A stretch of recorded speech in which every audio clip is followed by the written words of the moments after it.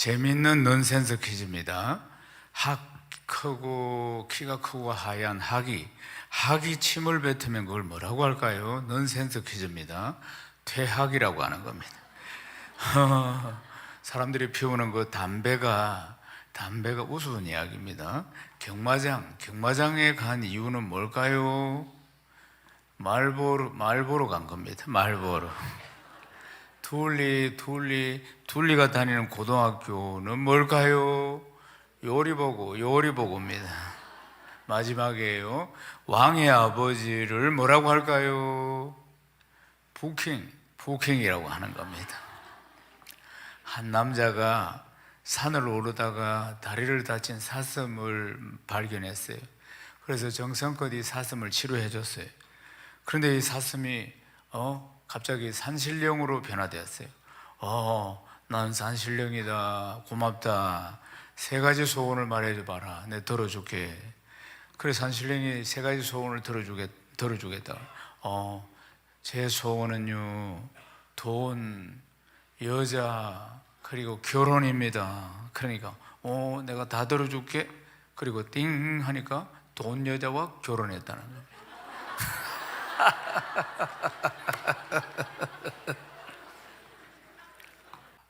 오늘 말씀을 통해서 큰 은혜와 깨달음이 있기를 주의 이름 축원합니다. 서머나 교회는 에베소 교회가 있는 에베소로부터 북쪽으로 56km 정도 떨어져 있는 항구 도시입니다. 오늘날 지명을 보면 터키, 즉 티르키의 이점미르라는 곳이 바로 그곳입니다. 서머나는 아름답고 살기 좋은 곳입니다. AD 70년에 이런 일이 일어납니다. 예루살렘이 완전히 멸망을 당합니다. 로마의 티투스 장군이 예루살렘을 에워싸고 마지막에 이제 무너집니다.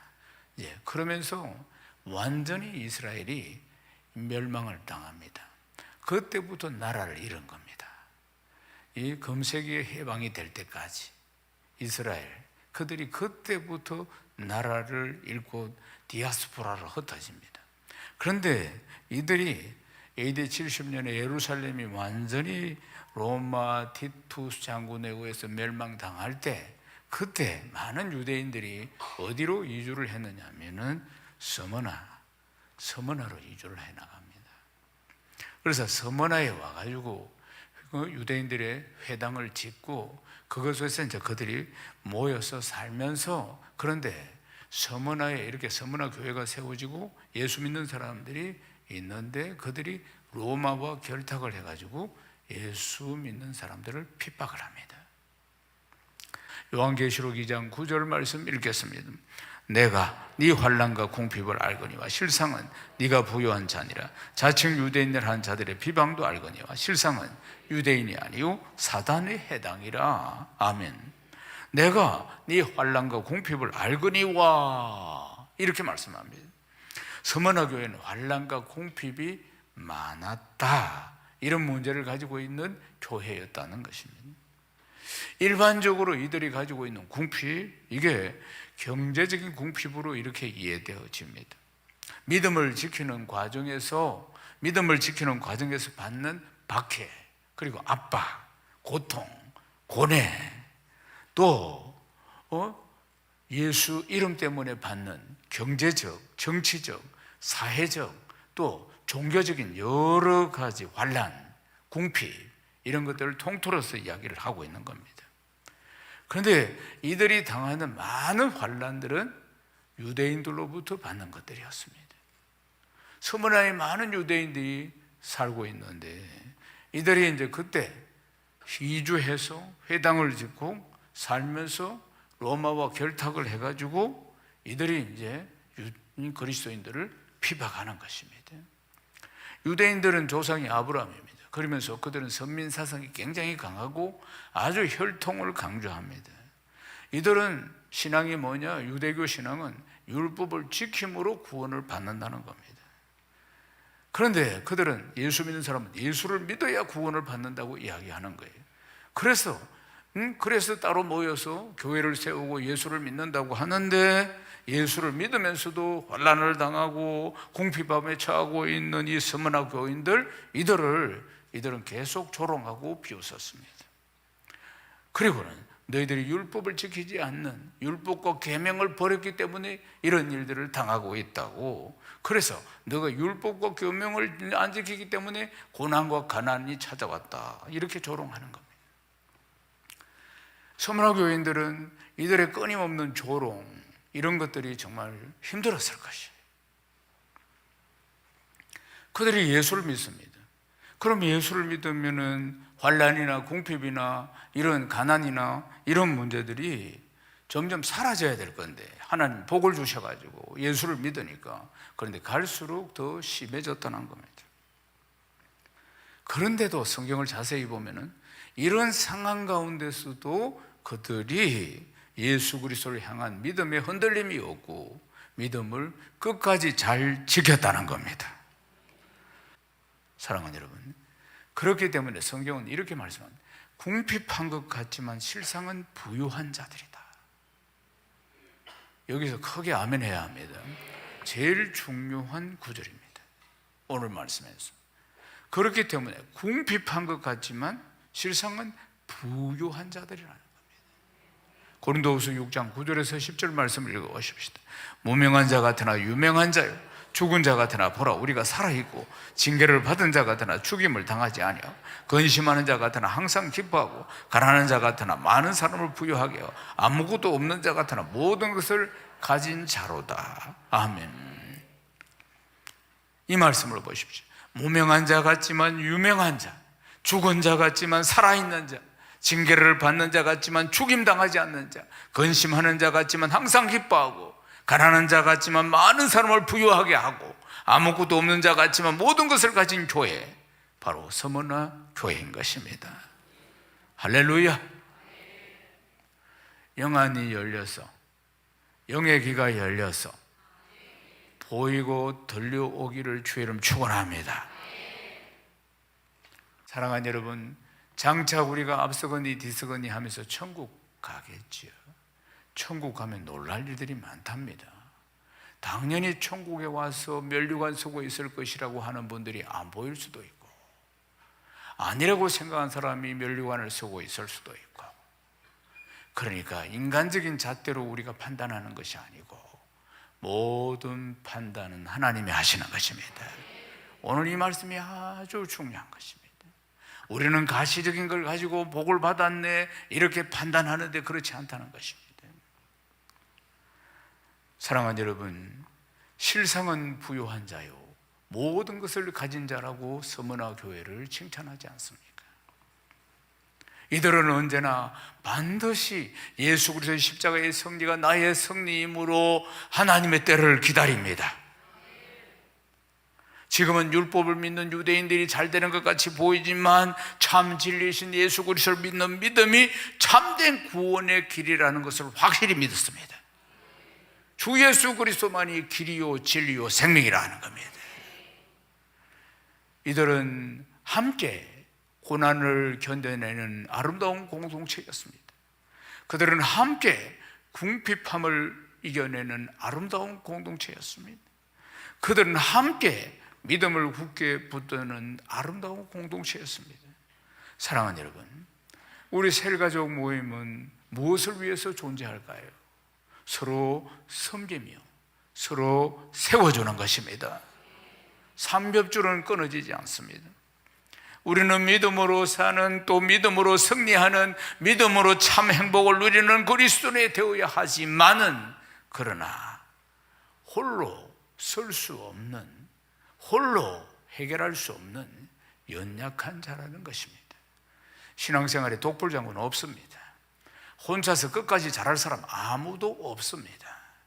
그래서 우리를 더불어 함께 셀가족 모임으로 모여서 함께 격려하고 함께 기도하고 함께 사랑하고 함께 세워주고, 그렇게 한평생 달려가도록 하나님이 우리를 만드셨습니다. 사랑으로 섬기는 셀가족 공동체, 서로 섬기고 서로를 위해서 기도하고 연약한 믿음, 또 흔들리는 믿음의 형제 자매들을 함께 돌보고 세워주고 다독거리고 품어주고 더불어 함께 달려가는 것입니다. 사랑하는 여러분, 가족 같은 가족이 아니고 우리는 예수의 보혈로 하나 된, 성령으로 영으로 하나 된 가족입니다. 사랑하는 여러분, 소아시아 7교회 중에 칭찬만 받는 교회는 서머나 교회, 필라델피아 교회, 이 2개입니다. 그러한 영광을 누리는 교회가 되었습니다. 함께 믿음으로 인내하는 이들에게 요한의 편지, 요한 사도를 통한 이 하나님의 말씀이 얼마나 위로가 되었는지 모릅니다. 네 환난과 궁핍을 안다. 세상 사람들의 눈으로 보면 궁핍한 교회지만, 금방 쓰러질 것 같은 연약한 교회지만 하나님 보시기에는 참으로 부요한 자들이다. 영적으로 볼 때 부요한 자들이라 이 말입니다. 반대로 핍박하고 있는 유대인은 사탄의 회당이라고 지금 성경은 말씀하고 있습니다. 그들은 육신적으로 보면은 부유한 것 같고 튼튼한 것 같고 경제적으로 그렇지만은 오히려 서머나 교인들을 핍박하고 있는 이들, 그러나 그들은 사단의 회당이라고 지금 이야기를 하고 있다는 것입니다. 사랑하는 여러분, 우리 안에 언제나 깨어 있으므로 이런 은혜가 충만하기를 주의 이름으로 축원합니다. 마가 요한이 바울과 바나바를 따라서 1차 선교 여행을 떠나게 됩니다. 초대교회 안디옥 교회를 2사람이 담임을 하고 있습니다. 바나바와 사도 바울입니다. 그들이 이방인 교회, 이 안디옥 교회를 크게 하나님의 은혜로 부흥을 시킵니다. 그런데 하나님께서 기도하는 가운데 이 2사람을, 이 2 목회자를 첫 번째 선교사로 파송하라고 합니다. 그래서 바울과 바나바는 이제 최고의 목회자인데도 하나님이 선교사로, 첫 번째 선교사로 파송을 하심으로 2사람이 팀을 만들어서 이제 1차 선교, 그 다음 2차 선교, 3차 선교까지 다 선교를 하게 되는데 1차 선교 때 마가 요한을 데리고 갑니다. 함께 이제 여러 명이 같이 가게 됩니다. 근데 바나바와 바울은 정말 빛나는 인물들입니다. 빛나는 인물들이에요. 그런데 이 마가 요한이 그 빛나는 인물인 초대교회 최고의 목회자인 2사람과 함께 팀을 이루어서 선교를 나간다는 게 영광스러웠을 것입니다. 마가 요한이. 그런데 막상 선교의 현장은 녹록하지 않았습니다. 많은 냉대, 궁핍함, 어려움, 이런 것이 1차 전도여행, 선교여행 때 찾아왔습니다. 이걸 영안을 열고 믿음의 눈으로 보지 못한다면은 이것이 주님이 기뻐하시는 얼마나 복된 여정인지 그걸 볼 수 없고 인간적인 눈으로 본다면은 참으로 견디기 어려운 시간들인 겁니다. 여기에 마가가 넘어집니다. 하나님이 부르셨는데 전도와 선교의 사명을 버리고 떠나가 버립니다. 성경을 보면 마가 요한이 밤빌리아에서 선교를 포기합니다. 왜 1차 선교 따라갔다가 왜 밤빌리아에서 포기를 했을까? 성경은 앞뒤 정확하게 기록은 하지 않습니다. 그런데 그 앞에 무슨 일이 있었냐? 구브로라는 곳에서 선교를 했는데 선교의 열매가 거의 없습니다. 그 이후에 이게 일어난 겁니다. 구브로의 사역에서는 개종한 사람이 한 사람 있었습니다. 이 과정에서 마술사 엘루마, 박수무당인 엘루마, 그 지역에 아주 그냥 이 지배를 하고 있는 아주 그냥 이 박수무당, 그가 아주 강력하게 복음을 전하지 못하도록 핍박하며 방해합니다. 이런 어려움 속에서, 이런 궁핍함 속에서 인간적인 눈으로 이걸 쳐다보다가 마가는 선교를 포기하고 떠나버리는 것입니다.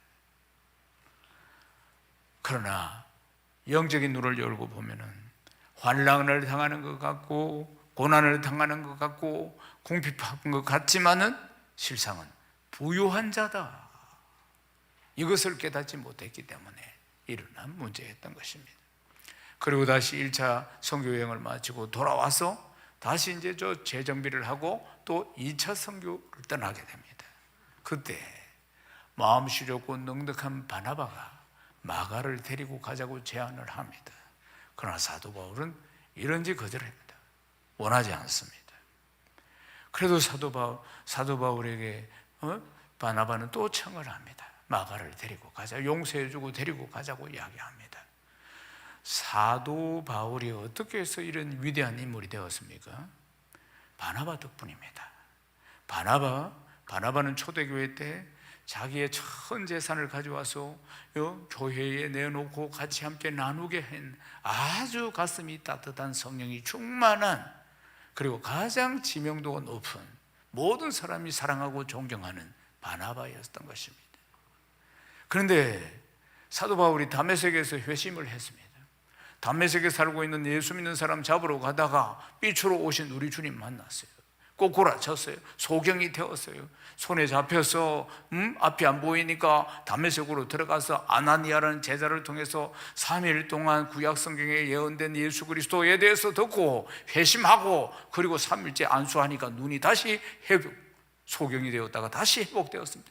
그는 구원의 기쁨과 주 예수 그리스도를 알아가는 그 부유함에 너무 기뻐서 예루살렘 교회로 쫓아갑니다.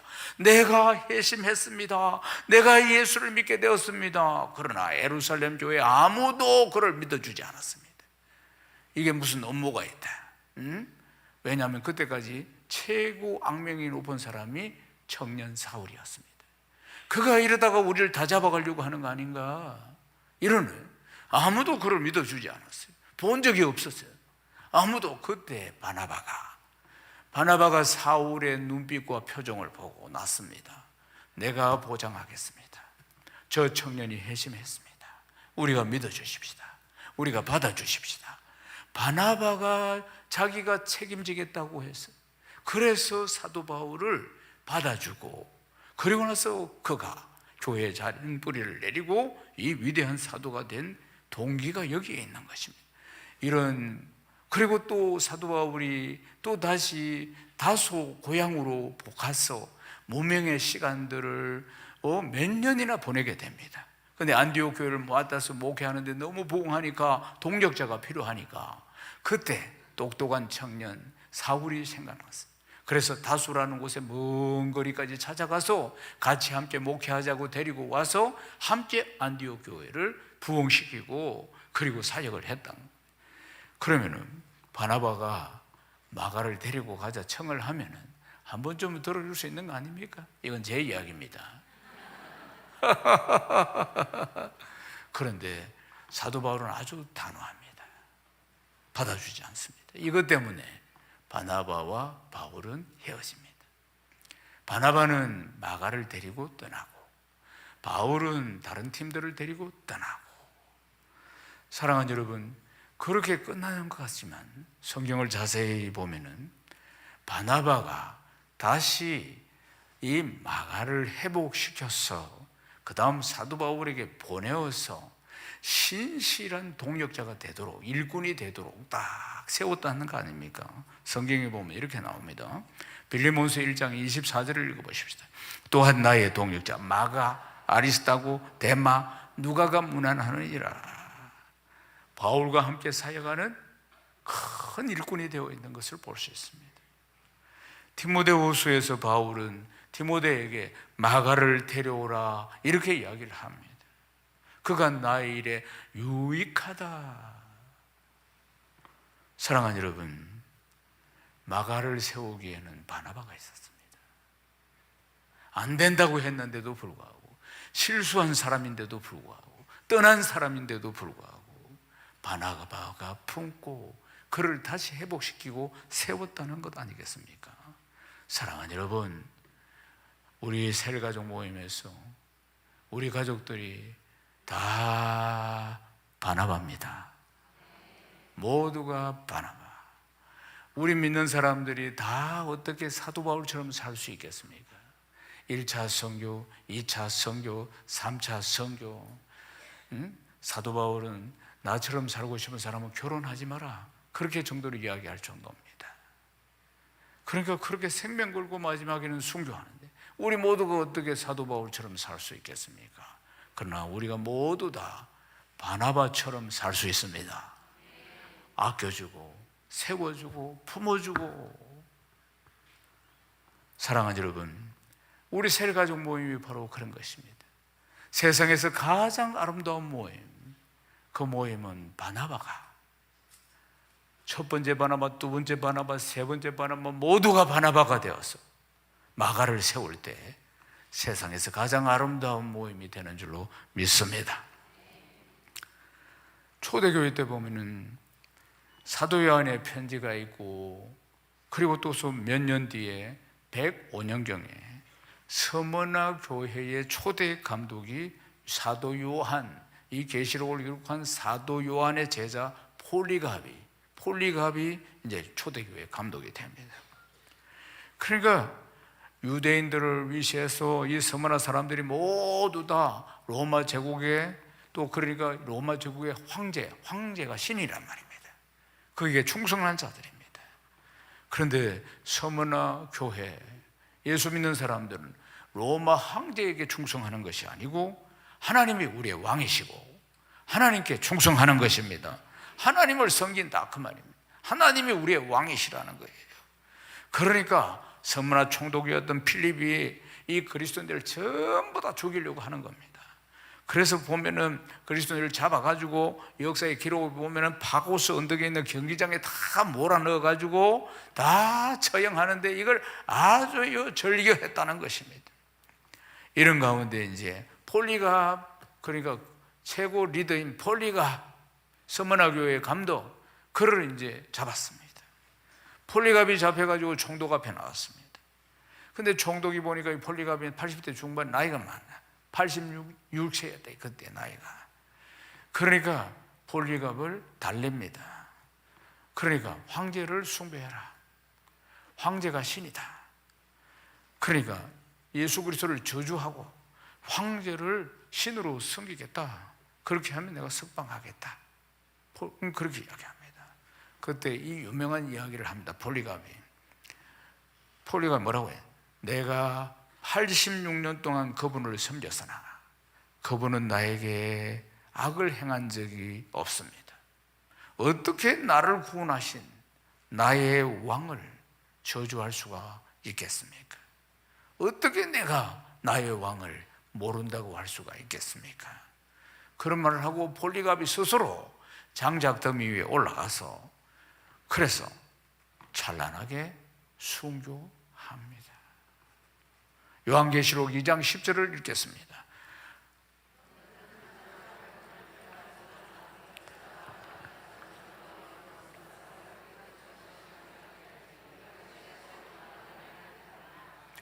네가 죽도록 충성하라. 그리하면 내가 생명의 관을 내게 주리라. 아멘. 네가 죽도록 충성하라. 그리하면 내가 생명의 관을 너에게 주리라. 사도 요한을 통해서 서머나 교회에 주신 말씀입니다. 죽도록 충성하라. 그래야만 생명의 관을 주신다는 말씀입니다. 환난 가운데서도 궁핍 가운데서도 이들이 믿음을 잘 지키고 신앙을 지킨 것을 말씀하는 것입니다. 폴리갑이라는 이런 순교자가 나온 것이 결코 우연이 아닙니다. 그 뒤에도 역시 이 폴리갑의 설교를 듣고 그 뒤에도 계속해서 서머나 교회는 아주 훌륭한 순교자들이 참 많이 나왔다는 것입니다. 죽도록 충성하라. 생명의 간을 누리는, 죽도록 충성해서 생명의 간을 누리는 귀한 일꾼들 다 되시기를 주의 이름 축원합니다. 사랑하는 여러분, 우리는 부유함을 누리는 공동체 아니겠습니까? 믿음을 굳건히 하는 공동체, 잠깐 지나가는 이 궁핍함을 바라보고 환난을 바라보는 것이 아니고 영원한 영광을, 영원하신 부요를 바라보는 자가 되어야 할 줄로 믿습니다. 영안을 열고 영의 길을 열고 볼 수 있고 들을 수 있어야 할 줄로 믿습니다. 아침 안개와 같은 이 인생 아닙니까? 잠시 지나간 이 인생 가운데 우리가 믿음을 굳건히 하는 공동체, 서로의 믿음을 세워주는 공동체, 그리고 그 토대 위에 믿음의 일꾼들이 많이 세워지고, 무엇보다도 중요한 것은 믿음의 우리 자녀들, 우리 다음 세대, 이 차세대들이 우뚝우뚝 잘 세워지는 공동체가 되기를 주의 이름 축원합니다. 우리 셀가족 소그룹 공동체가 세상에서 가장 아름다운 공동체가 되기를, 이런 부유하심과 풍성하심의 은혜를 날마다 누리는 귀한 공동체 되시기를 주님의 이름으로 축원합니다.